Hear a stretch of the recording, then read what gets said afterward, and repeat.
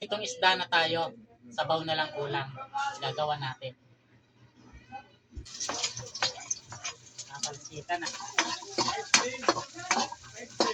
Sunog na, lagyan na natin ang gulay.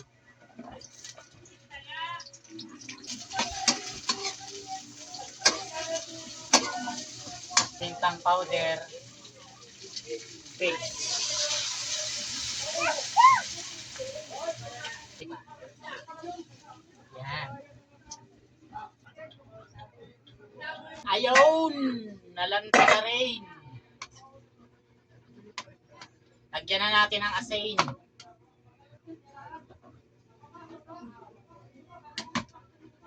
Siyempre, magic saripes. Konti lang kasi may ginisa mix yan.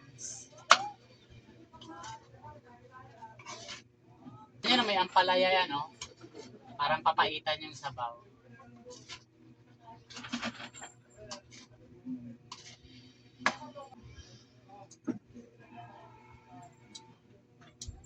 Good taste.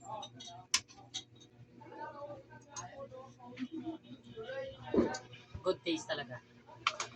Siyempre, di yan okay kung di natin nilalagyan ng isa. Diba? Basta kipan. Pag yung lasa ng piniritong isda humalo sa sabaw, napakasarap nun. Iwan ko lang sa inyo kung anong trip nyo.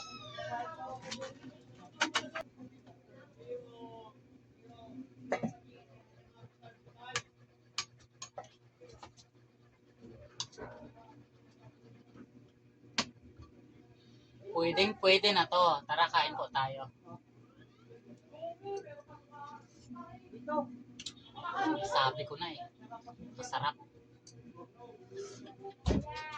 Sarap talaga. Kain tayo, idol.